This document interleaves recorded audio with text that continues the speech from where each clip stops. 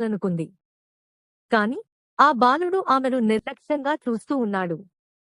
ఏదో చెప్పాలనుకున్నట్లు కనిపించినా అతను మాట్లాడలేదు.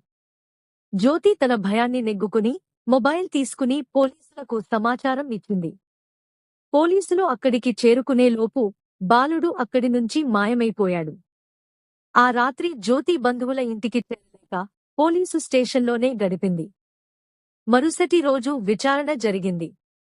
శవం ఏడాది క్రితం ఆ ప్రాంతంలో అదృశ్యమైన ఒక మహిళదిగా గుర్తించారు. పోలీసుల చెబుతున్న కథనాన్ని వినగానే జ్యోతికి ఆశ్చర్యం కలిగింది. ఎందుకంటే ఆ మహిళకు ఒక పాప ఉన్నట్లు గుర్తించారు. ఆ బాలుడి వయస్సు కూడా తక్కువ. ఆ బాలుడు ఆమెకు సంబంధించినవాడా? లేక అతను ఒక ఆత్మ? జ్యోతి తన మనస్సులోనే ప్రశ్నలు వేసుకుంటూ తిరిగి వెళ్ళిపోయింది. కాని అప్పటినుంచి ఆ దారిలో ఎవరూ ప్రయాణించలేదట.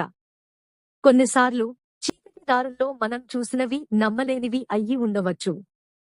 కాని ప్రతిదానికి ఒక రహస్యం ఉంటుంది.